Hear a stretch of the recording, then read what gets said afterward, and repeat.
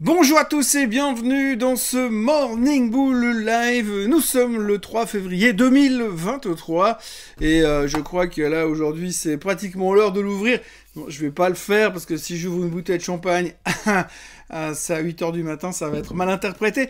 Mais en tous les cas, ça cartonne, tout a explosé, on s'est complètement émancipé, on se fout totalement de ce que peuvent dire les banques centrales. On avait encore un doute, mais hier ça a été confirmé. L'ensemble des indices ont littéralement explosé à la hausse, il n'y a plus aucune question à se poser. C'est Prosper, Youpla, Boom, Champagne et Cotillon, donc ça rigole. On a vraiment réussi à casser ce momentum où on était obsédé par ce que pouvaient dire ou nous annoncer les banques centrales. En tout cas, depuis 2 jours, c'est l'euphorie totale. On termine en boulet de canon sur le Nasdaq, bien évidemment, puisque ce que tout le monde veut acheter aujourd'hui, c'est de la croissance. On a eu des performances sur des titres individuels hier qui étaient complètement hallucinantes pour des résultats, pour des raisons qui sont discutables, mais peu importe. On sent qu'il y a vraiment un espèce de shift énorme où les gens sont soit obligés de se couvrir pour ceux qui sont short, parce qu'il y a énormément de short encore qui continuent un peu à s'obséder, à vouloir persister, à dire je continue, un jour ça va baisser. Et donc il y a tout cet effet short covering, plus le fait que l'on revient aussi sur la thématique du FOMO, le fear of missing out, la peur de rater le train.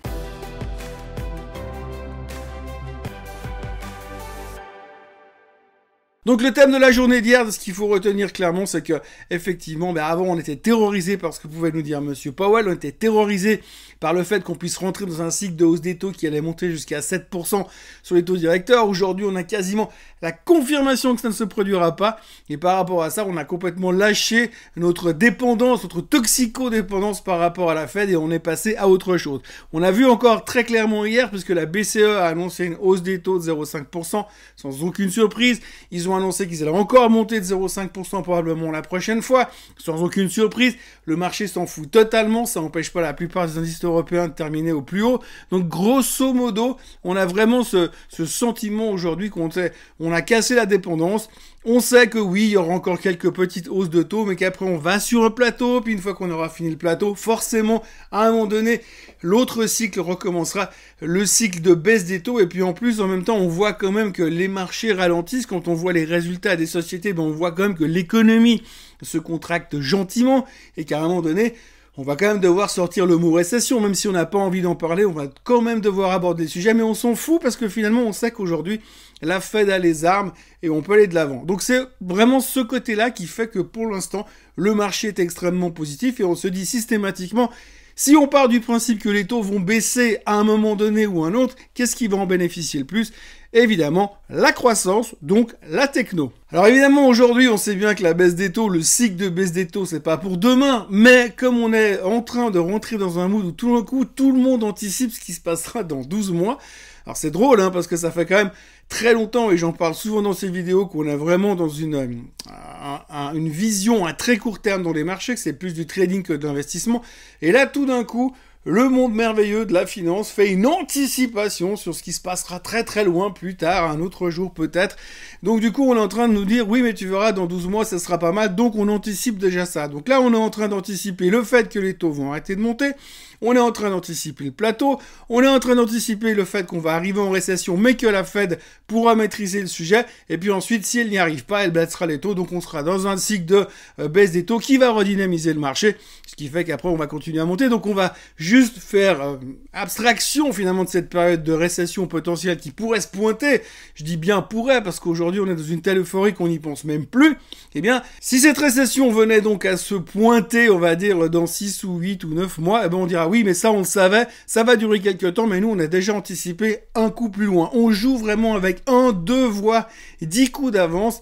Le marché est très visionnaire, est devenu très visionnaire, on fait plus que de l'anticipation. Mais ce qu'il faut surtout retenir, c'est qu'on s'est effectivement libéré des chaînes des banques centrales. Pour l'instant. Alors après, il y a un autre problème. Un autre problème, c'est que finalement, on se rend compte quand même que même si hier, on a une Meta qui prend 23% avec son annonce de share buyback de 40 milliards de dollars, du fait que Zuckerberg va moins dépenser dans son métaverse, bref, c'est formidable. Alors, il y a aussi beaucoup de short covering, mais 23% de hausse sur une boîte comme ça, Et ils ont inventé quoi en plus du share buyback? Il y a quand même un truc qui me paraît un tout petit peu démentiel. On voit quand même que tout ce qui est recette publicitaire, c'est pas forcément génial et c'est pas appelé à s'améliorer là tout de suite dans l'immédiat. 23% de hausse. Sans compter que dans la thématique, ils ont réussi à faire remonter Snapchat de 10% alors que 24 heures avant, tout le monde disait que c'était une grosse daube, quoi. Donc c'est juste incroyable à la vitesse où ça tourne. On voit qu'il y a un appétit au risque qui revient de manière assez massive. Vous avez qu'à regarder les boîtes comme Carvana, comme Bed Bath & Beyond. Toutes les daubes qui étaient quasiment au bord de la faillite ou qui sont pour certains au bord de la faillite sont revenus dans le giron des mêmes stocks. Tout le monde s'éclate sur ce genre de choses. Vous avez 37% de performance. C'est n'importe quoi. Il y a un appétit au risque qui revient de manière assez impressionnante, mais c'est vraiment du très très très très haut risque pour l'instant.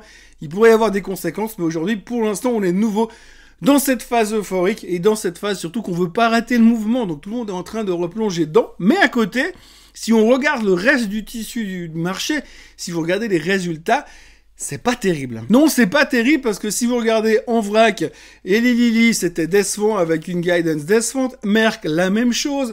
Vous avez Ford qui a annoncé une perte. Vous avez également Starbucks qui a sorti des chiffres pathétiques. Donc, tous ces grosses boîtes sortent des chiffres très très moches. Et hier soir, eh bien, on avait bien évidemment les trois gros qui publiaient. Et quand on voit les résultats des trois gros, eh ben, c'est pas terrible non plus. Alors, c'est pas la catastrophe. C'est toujours une question d'interprétation. Quand vous voyez des boîtes qui gagnent 117 milliards sur un trimestre, vous dites que ça va quand même, mais comme on attendait un peu plus, eh ben on est un peu déçu. Donc grosso modo, si on fait le bilan de ces trois-là, ça donne grosso modo ça. Alors Apple, ils ont déçu sur leurs bénéfices, ils ont déçu sur leurs ventes, et ils ont déçu sur les ventes d'iPhone. Alors c'est pas terrible, mais je pense que historiquement parlant, je me souviens pas qu'ils aient vécu un trimestre aussi mauvais, en tout cas aussi décevant par rapport à ce que voulaient les analystes.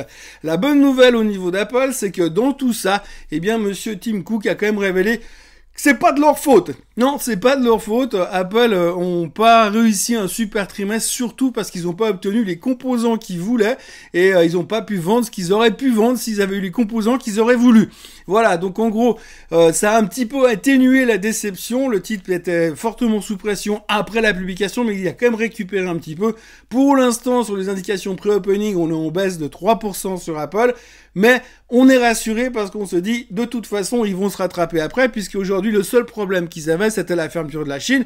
La Chine est réouverte, donc le prochain trimestre, ça devrait cartonner pour Apple. À moins qu'on soit en récession. Google, alors Google, si vous prenez la liste du bilan, les postes du bilan et les attentes des analystes, eh bien, grosso modo, c'est raté.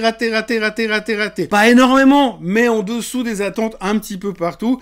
Évidemment que là aussi, la publicité, ça pèse. On a vu que sur le dernier trimestre 2022, eh bien, c'était très mauvais, ça marchait pas très bien, donc forcément, quand vous êtes le leader mondial de la publicité sur Internet et que ça marche pas très bien, ben, il y a forcément des conséquences. On l'a vu déjà avec les licenciements, on n'est pas forcément surpris. Grosso modo, des mauvais chiffres. Faut faire attention avec Google parce que c'est compliqué de comprendre vraiment leur bilan vu le nombre de divisions qu'ils ont à droite ou à gauche. Mais en gros, le feedback global, c'était pas bon.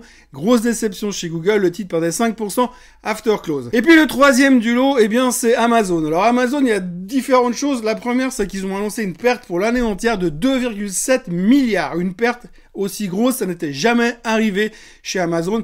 Je crois que la plus grosse qu'ils aient annoncée, c'était 1,6 ou 1,7 il y a quelques temps. Mais pour l'instant, ça n'était jamais arrivé sur une année de perdre autant d'argent. Il y a eu un gros ralentissement au niveau de la consommation, au niveau de la vente des produits sur Amazon.com durant la période de fin d'année 2022. Alors c'est pas forcément rassurant, bien évidemment, puisque quand vous avez un des plus gros retailers du monde qui vous dit que finalement ça vend un petit peu moins bien, voire beaucoup moins bien, ça veut quand même dire que les gens consomment moins. Si les gens consomment moins, ça veut dire qu'il y a un gros ralentissement qui est en train de se prévoir. Et on dit toujours aux États-Unis, le jour où le consommateur lâche, c'est l'économie qui lâche. Et pour l'instant, quand on voit la manière dont ça a consommé durant les fêtes de fin d'année, eh bien on voit que le consommateur, il est quand même en train de serrer les boulons, serrer la ceinture et faire attention. Donc pour l'instant, il faudrait juste pas que ça se reproduise le trimestre suivant, parce qu'on sent quand même qu'il y a un ralentissement et après ça pourrait se reporter carrément simplement sur la consommation globale, donc récession, blablabla. Mais on est au courant. Apparemment, c'est déjà pricé dans les marchés. Donc on verra comment on récupère l'histoire derrière. Mais pour l'instant, les chiffres d'Amazon n'étaient pas terribles et le titre perdait aussi 5% hier soir. Alors la bonne nouvelle dans tout ça, c'est que finalement, vous vous rendez compte qu'Apple perd 3%, que Google perd 5%, qu'Amazon perd 5%, mais comme la plupart de ces titres-là ont gagné entre 5 et 7% durant la séance d'hier, ben finalement la baisse de hier soir, ça change pas grand-chose à la photo finish. Ce matin, pour l'instant, les futurs aussi entre moins 0,5 et moins 0,6%, ça devrait quand même peser un tout petit peu sur les indices, vu la taille des capitalisations boursières dont on parle, mais pour l'instant, on voit qu'on est encore relativement serein. Donc voilà ce que l'on pouvait dire au niveau des résultats. On voit qu'il y a cette espèce de vague d'euphorie qui est assez impressionnante du côté du marché en général. On voit ce switch qui se fait sur la tech, qui se fait sur les assets à haut risque. Et puis globalement derrière, vous voyez quand même que globalement les résultats sont pas terribles, les guidance sont pas terribles. Bien évidemment, c'est pas une surprise.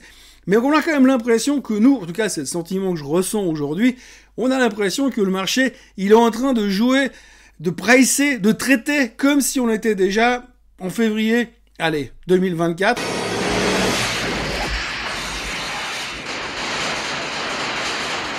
Et qu'on a mis derrière nous la récession et qu'on est déjà dans un cycle de baisse des taux. J'ai l'impression que tout ça est en train de se pricer gentiment. Maintenant, le problème, c'est qu'on ne sait pas ce qui va nous tomber dessus derrière, parce qu'il y a encore pas mal de choses qui vont nous arriver dessus. La première chose qui va nous arriver dessus, bien entendu, c'est les non-farm payrolls qui seront annoncés tout à l'heure. Alors, on attend 185 000 créations d'emplois nettement en dessous du dernier chiffre du mois passé. Alors évidemment, c'est pas une grosse surprise, hein. Il fallait pas être un génie pour imaginer ça, vu le nombre de licenciements qu'il y a eu ces derniers temps. Donc, on va voir les chiffres. 185 000, si c'est nettement en dessus, ça voudrait dire que l'emploi ne ralentit toujours pas, et donc on se reposera les questions si peut-être la Fed pourrait changer sa position, être un peu moins gentil qu'ils n'ont été avant-hier. Ça sera à rediscuter au fur et à mesure. Et puis on regardera aussi le taux de chômage qui devrait remonter à 3,6% aux États-Unis. Et puis souvenez-vous, il faudra faire très très attention à tout ce qui pourrait donner des indications comme quoi les salaires, si le niveau des salaires est en train de ralentir, ce sera aussi positif, en tout cas au niveau de l'inflation. Donc voilà, pour l'instant, on a l'impression qu'on est déjà en avance sur le reste du marché. Techniquement, il n'y a pas photo. On viendra sur les charts tout à l'heure dans le Swiss Bliss, mais techniquement, le Nasdaq, le S&P, ils ont cassé à la hausse, il faut pas se leurrer. Et puis ce matin, enfin hier soir plutôt, le S&P 500 a donc affiché sa Golden Cross. C'était un petit peu à prévoir. Donc Golden Cross sur le S&P 500, ça veut dire que la tendance est définitivement haussière. Ça veut aussi dire, si on prend l'historique depuis 1930, je crois qu'on a eu 52 Golden Cross depuis 1930, quelque chose comme ça, une cinquantaine en tous les cas, et 71% de ces Golden Cross ont donné une tendance haussière qui a emmené le marché plus haut 12 mois plus tard. Ce qui veut dire qu'il y en a 29% qui ont emmené le marché plus bas. Alors généralement, ce genre de situation où vous avez une Golden Cross et puis que c'est plus bas 12 mois plus tard, ça revient surtout dans des phases un petit peu, on va dire, post-crise. C'est arrivé en 2019 et c'est arrivé en 99-2000 durant la bulle Internet. Donc, attention dans les rebonds de crise, ça peut être dans cette direction que ça c'est pas forcément un bon signal. Mais globalement, on va être positif, parce qu'aujourd'hui c'est bien d'être positif, il faut être positif et il faut penser au mieux pour le bien plus tard. Et aujourd'hui c'est plutôt un bon signe de voir une Golden Cross sur le S&P 500 et ça devrait être le cas sur le Nasdaq dans quelques semaines. Si tout va bien. Voilà, d'ici là, eh bien, je vais commencer par vous souhaiter d'abord un excellent week-end pour ceux qui ne regarderont pas le Swiss Bliss de tout à l'heure. N'oubliez pas de vous abonner à la chaîne Swissquote en français. N'oubliez pas de liker et de partager cette vidéo un maximum sur Twitter, sur YouTube. Il y a d'ailleurs mon adresse Twitter là-dessous si jamais. Et puis, autrement, eh bien, passez une excellente journée. On se retrouve pour le Swiss Bliss. Et comme encore une fois, ceux qui ne seront pas là, excellent week-end et à lundi. Allez, bye bye.